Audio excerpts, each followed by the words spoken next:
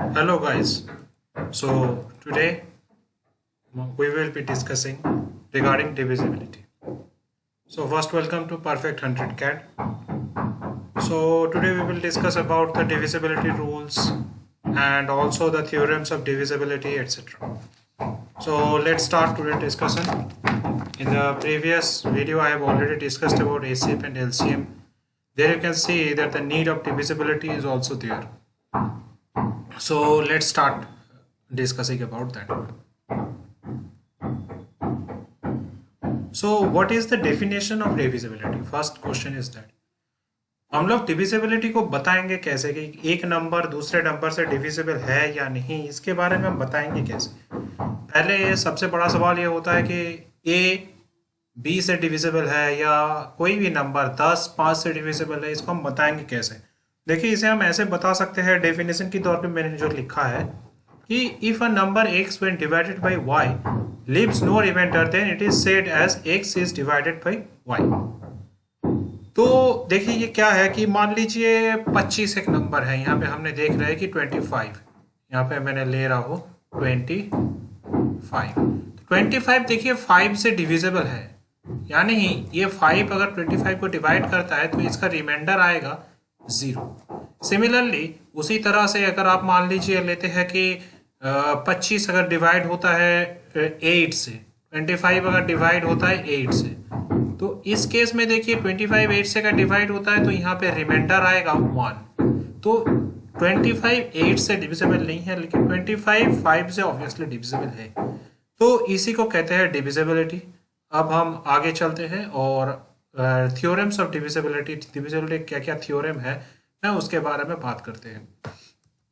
तो पहला थ्योरम है कि मान लीजिए बी ए को डिवाइड करते हैं, जैसे कि मैंने ऑलरेडी देखा है 25 की एग्जांपल लेते हुए मैंने आपको दिखाया, और 25 की केस में आप अगर देखेंगे तो फिर वहां पे 25 5 से डिविजिबल था। तो यानी मैं ये मान के चल रहा हूँ ए है 25 फॉर एग्जांपल, आप मान लीजिए, मैं एज अ रेफरेंस कह रहा हूँ, मैं ये नहीं कह रहा हूँ कि हाँ 25 ही है या ए ही है या ये सब कुछ भी नहीं मैं कह रहा हूँ।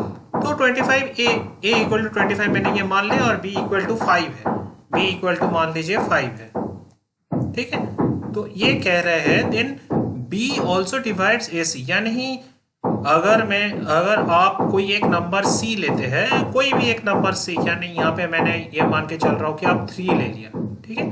तो 25 अगर 5 25 को डिवाइड करता है तो फिर 25 into 3, 25 into 3 is equal to जहां पे आपका आ रहा है 75। तो 75 भी 5 से डिविजिबल होगा। तो यही है इस थ्योरम की मतलब। अब हम आगे बढ़ते हैं तो देखिए यहाँ पे क्या हो रहा है कि B डिवाइड्स C, ये B divides A and C divides B, then C divides A। इसका मतलब क्या हो रहा है?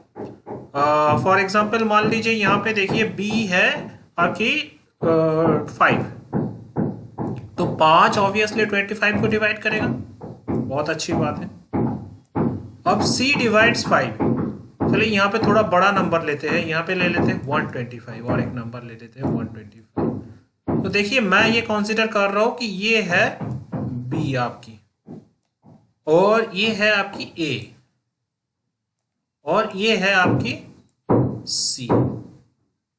तो यानी B 25 5 से डिविजिबल है और देखिए A यानी 125 25 से डिविजिबल है। तो हम ये कहना चाह रहे हैं कि अगर C B को डिवाइड करता है, यानी B अगर C से डिविजिबल होता है तो फिर, और अगर हम ये देखते हैं कि A B से डिविजिबल है तो फिर A C से भी डिविजिबल होगा, या नहीं C डिवाइड्स A। तो फिर ये देखिए ये एक नोटेशन है, हमने डिवाइड्स को ऐसा लिख सकता है कि C डिवाइड्स A। तो ऑब्वियसली अगर B is divisible bye C होगा और A is divisible bye B होगा तो A C से भी डिविजिबल होगा। यही इस थ्योरम की मतलब है। अब हम आगे बढ़ते हैं और देखते हैं इसके आगे क्या है। If B divides A and if A divides B then A equal to B। अब मान लीजिए कोई भी, ये यहाँ पे एक कंडीशन भी है जो बात मैं आपको बताना चाहता हूँ, ये हमेशा से आप याद रखिएगा। मैंने इसे हटा देता हूँ तो फिर आपको देखने में आसानी रहेगा, नहीं तो यहाँ पे बीच A and B have to be natural numbers. देखिए यहाँ पे अगर ए और बी नेचुरल नंबर नहीं होता है तो ये थ्योरम वैलिड नहीं है। जैसे कि आप अगर मान लेंगे कि कोई भी फ्रैक्शन उठा के लाए या फिर कुछ भी, तो फिर ये चीज वैलिड नहीं होगा। क्या है ये थ्योरम क्या कहना चाह रहा है कि मान लीजिए A divides B and B divides A. कोई भी दो नंबर अगर एक दूसरे को डिवाइड करता है तो ऑब्वियसली अगर वो दो नंबर नेचुरल है तो ऑब्वियसली वो दो नंबर दोनों की बराबर होगा। जैसे कि आप मान लीजिए यहाँ पे मैं कंसीडर करता हूँ कि ए है 5, ठीक है, तो 5 और बी है मैं अगर कंसीडर करता हूँ 25, तो 5 25 को डिवाइड करता है, बिल्कुल सही बात है, लेकिन 25 कभी 5 को डिवाइड नहीं करेगा। लेकिन अगर 25 is divisible by 5 and again 5 is divisible by 25, then obviously 5 has to be equal to 25, but that is not the case here.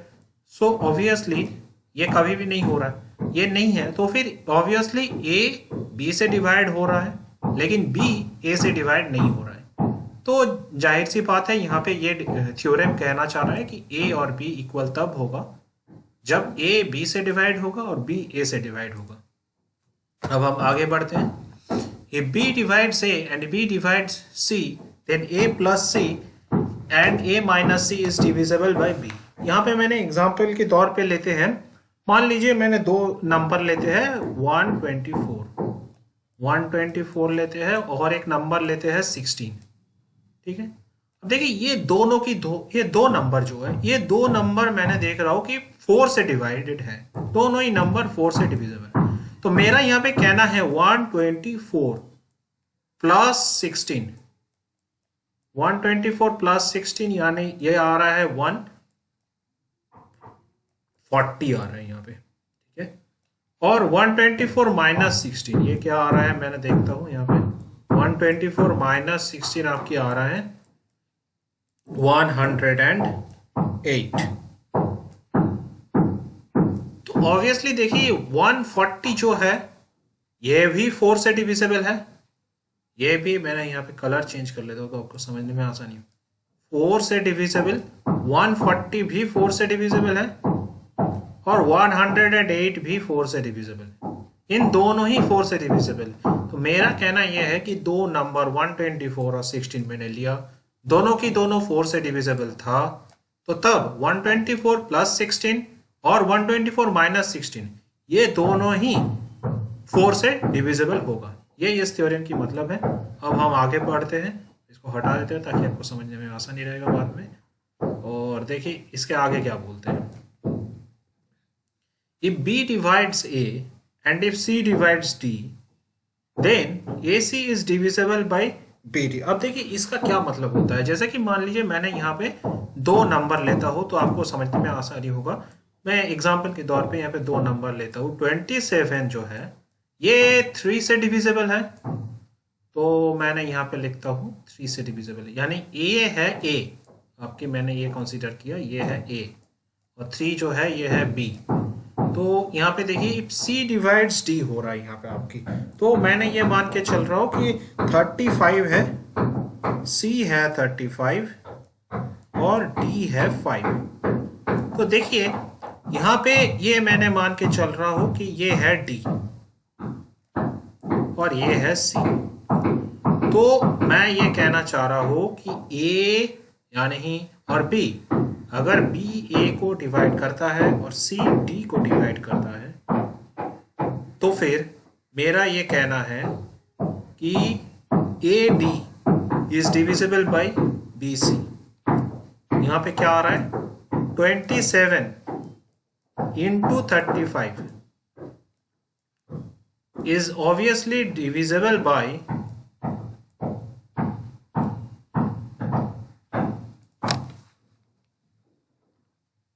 मैं इरेज कर देता हूँ तो आपको आसानी रहेगा।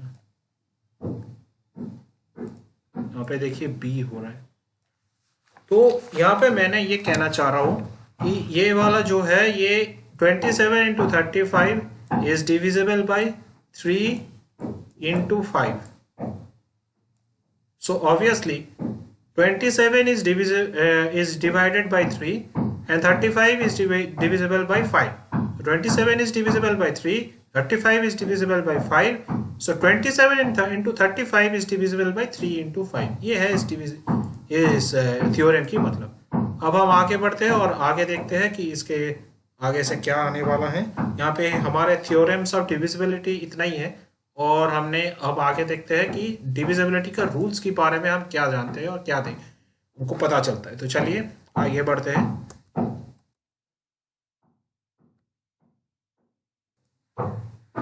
तो देखिए डिविजिबिलिटी रूल्स की पहला रूल मैंने क्या लिखा है। ये डिविजिबिलिटी रूल्स कहाँ काम आता है? ज्यादातर केसेस में ये डिविजिबिलिटी रूल्स काम आता है आपकी किसी भी आप प्रॉब्लम सॉल्व करने जा रहे हैं, तो वहां पे आपको आसानी चाहिए, वहां पे आपको शॉर्ट टाइम में प्रॉब्लम सॉल्व करना है, तब डिविजिबिलिटी रूल। ये जो डिविजिबिलिटी थ्योरम्स है, डिविजिबिलिटी रूल्स है, इसका एप्लीकेशन बहुत सारे जगह में होता है। जैसे किसी प्रॉब्लम में आपको दिया गया है कि हाईएस्ट पावर निकालिए, highest power of a prime number in A factorial.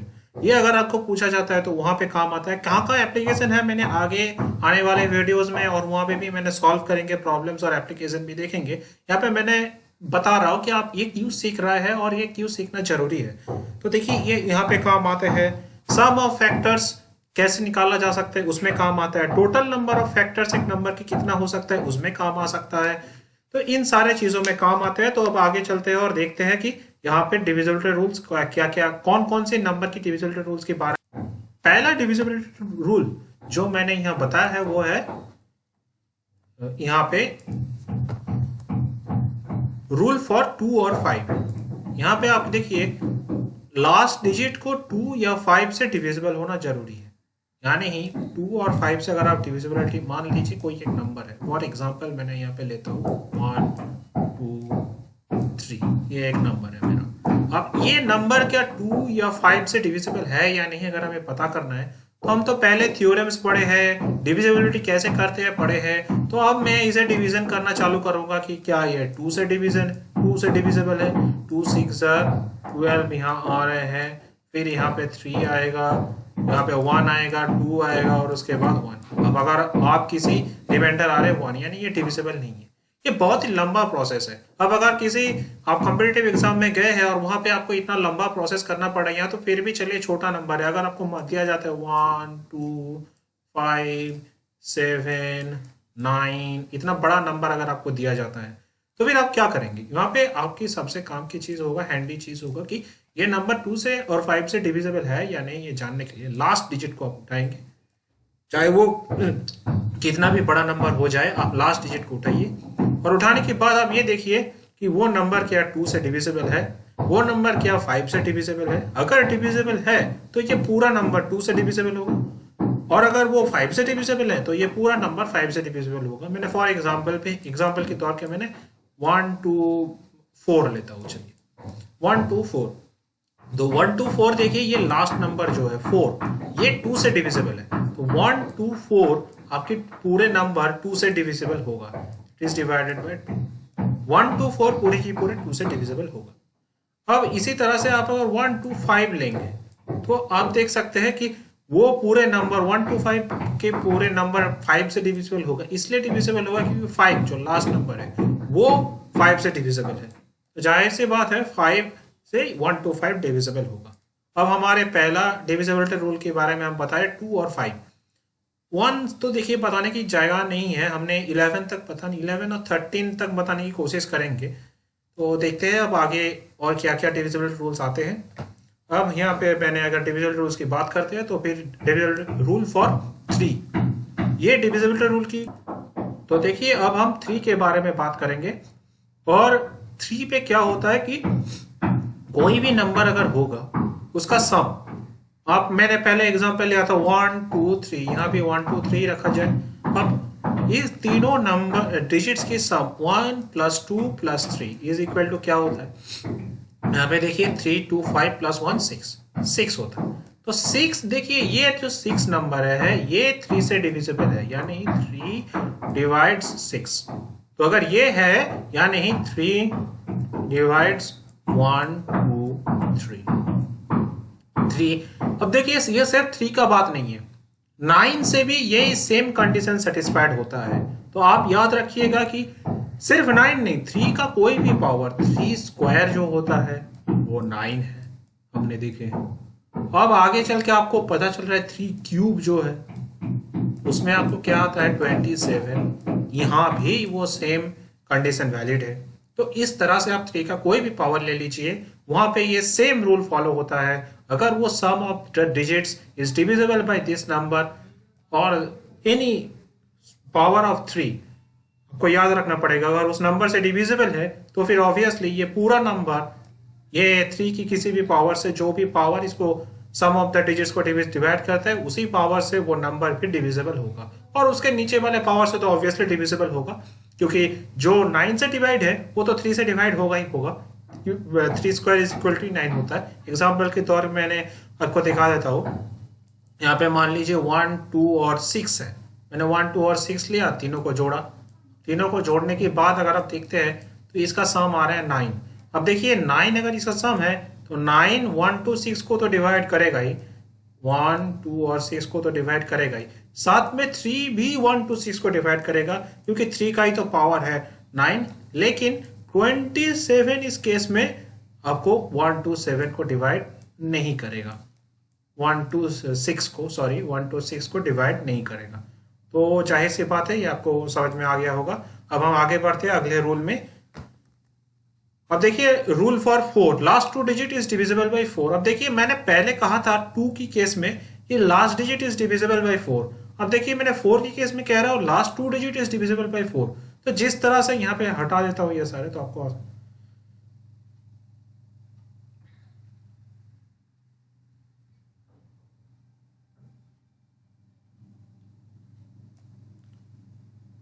तो देखिए जैसे मैंने कहा था 3 स्क्वायर 9, 3 टू द पावर 3 27, इन लोगों का सेम रूल फॉलो होता है।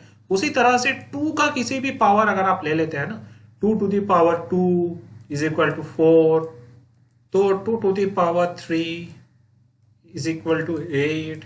यहाँ पे देखिए इस तरह से होता है, जितना आपकी पावर है, मैंने यहाँ पे कलर चेंज कर लेता हूँ, जितना आपकी पावर है लास्ट उतना डिजिट अगर उस नंबर से डिवाइड होता है, 4 से डिवाइड होता है या फिर 8 से डिवाइड होता है।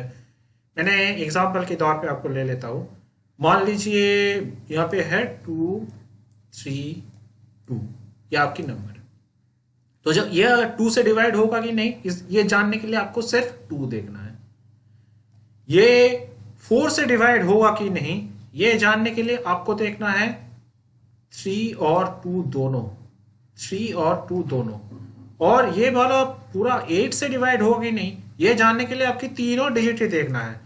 देखिए ये तीनों डिजिट का ही नंबर है, तो यहाँ पे तीनों डिजिट आपको देखना पड़ेगा। नंबर और भी बड़ा भी हो सकता था, जैसे कि यहाँ पे ये नंबर हो सकता था, यहाँ पे 1 ऐड हो सकता था, यहाँ पे 5 ऐड हो सकता था। लेकिन उसके बावजूद भी आपको हमेशा से याद रखना पड़ेगा कि आपने कभी भी 8 के लिए आपने इतना ही लास्ट 3 डिजिट आपको अप्लाई करना पड़ेगा।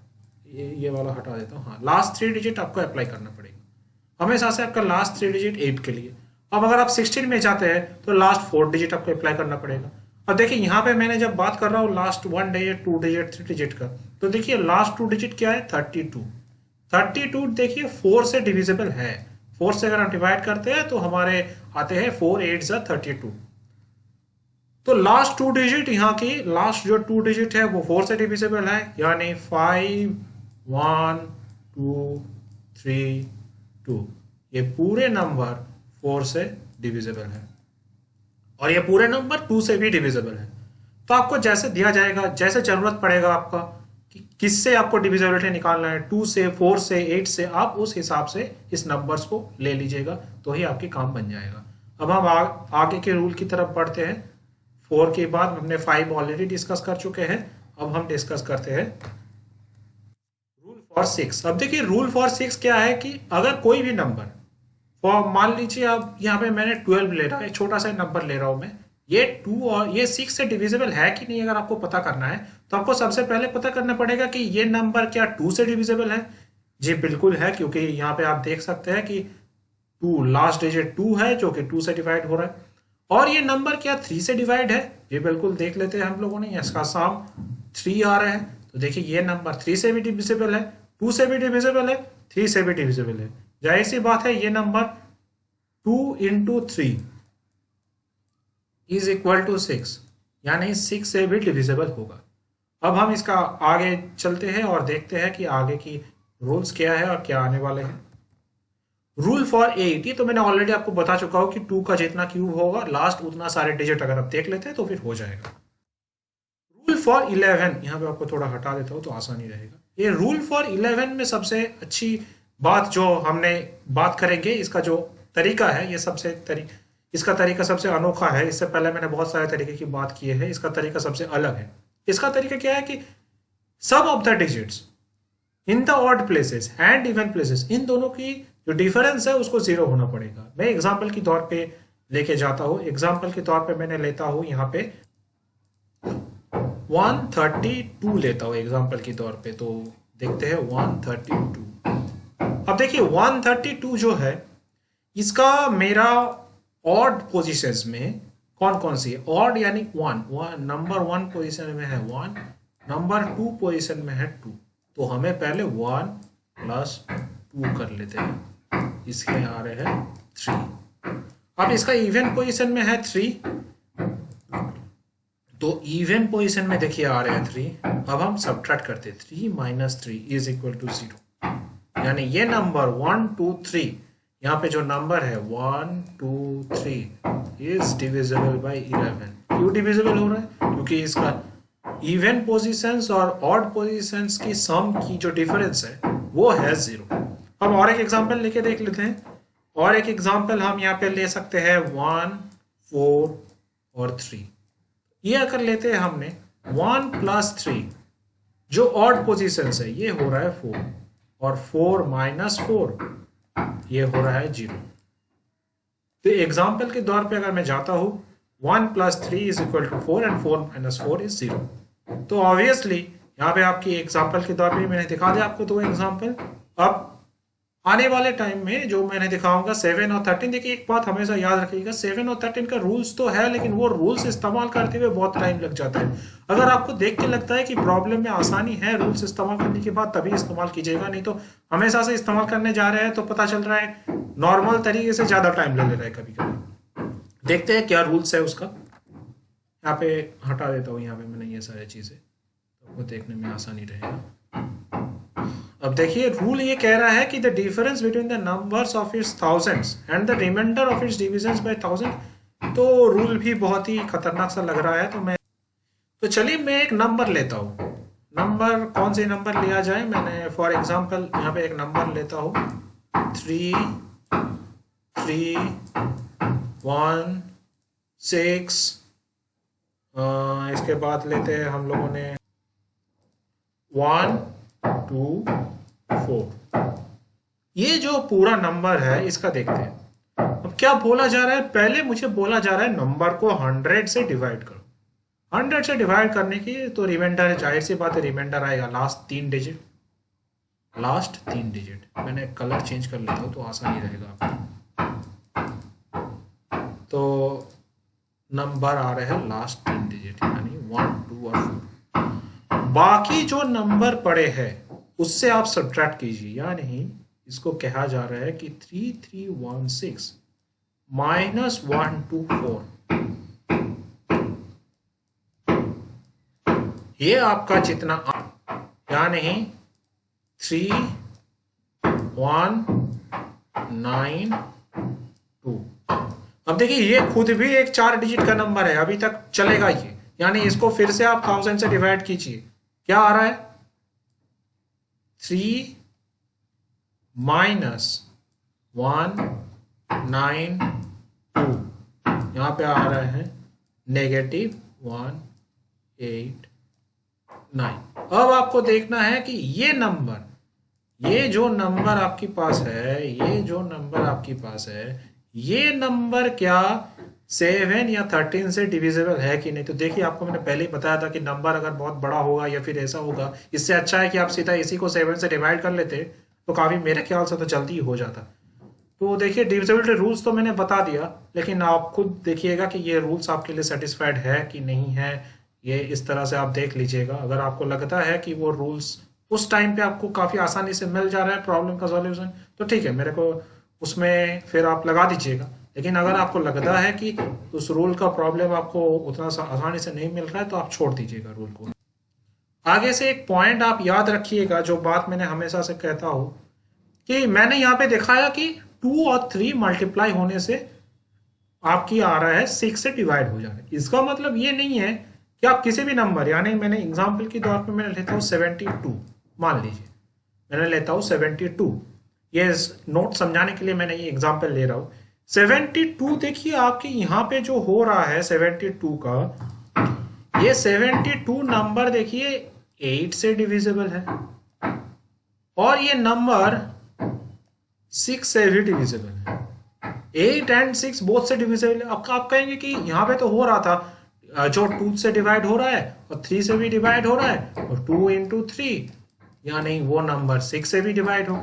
लेकिन यही बात मैं कहना चाह रहा हूँ, ये जो 2 और 3 नंबर है, यहाँ पे ये 2 है और ये 3 है, ये दोनों अपने आप के बीच में को प्राइम है। को प्राइम की मतलब ये दोनों एक दूसरे को, कोई भी कॉमन एचसीएफ नहीं है। मैंने एचसीएफ समझाने के टाइम पे आपको बताया था, इसके पिछले वीडियो को आप देख सकते हैं। एचसीएफ जहाँ पे है, आपको लिंक ऊपर के आई बटन में मिल जाएगा, या फिर आप लिंक डिस्क्रिप्शन में आपको मिल जाएगा, तो आप एचसीएफ का लिंक देख सकते हैं। वहां पे आप जाके देख सकते हैं कि कैसे हो रहा है। तो देखिए आगे से जब आप करेंगे, यहाँ पे कभी भी, यहाँ पे जब आगे से आप कभी भी करेंगे ये पूरे जगह में, तो हमेशा से याद रखिएगा, जब भी ये दो नंबर को प्राइम होगा तभी ये कंडीशन सेटिस्फाइड करेगा, नहीं तो नहीं। आप यहीं पे देख लीजिए 8 इंटू 6 आपका आएगा यहाँ पे 48। देखिए 72 48 से डिविजिबल नहीं है। इसी के जगह मैंने और एक एग्जांपल 72 के हिसाब से ही दे रहा हूं। देखिए 72 फिर से अगर हम देखते हैं तो 4 से डिविजिबल है और 3 से भी डिविजिबल है, लेकिन 3 और 4 एक क्रो प्राइम नंबर्स है, तो इसीलिए 4 इंटू 3 इज इक्वल टू 12। देखिए ये जो 12 नंबर आ रहा है ना आपका, ये 12 नंबर 72 को डिवाइड करता है। 72 इज डिविजिबल बाय 12, इसलिए डिविजिबल बाय 12 है क्योंकि वो 4 और 3 एक दूसरे से को प्राइम है। तो आगे से ये बात भी ध्यान रखिएगा कि को प्राइम नंबर होगा तभी ये चीज काम के आएगा, नहीं तो नहीं आएगा।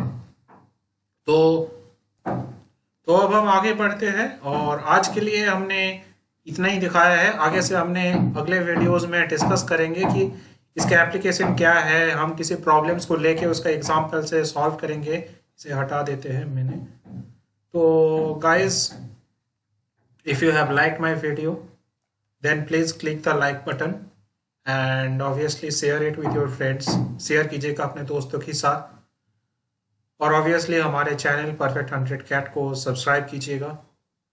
और आने वाले वीडियोस में आपको और भी डिविजिबल रूल्स के बारे में हम बताएंगे। आगे से आप कौन सी वीडियो चाहिए, इन बातों के आप कमेंट में ज़रूर लिखिएगा। और हमारे चैनल को सब्सक्राइब करने के बाद बेल आइकन को दबाने मत भूलिएगा, क्योंकि वहाँ से आपको पता चलेगा कि हम नया वीडियो कब अपलोड कर रहे हैं। So thank you guys for today. We will meet in the next video.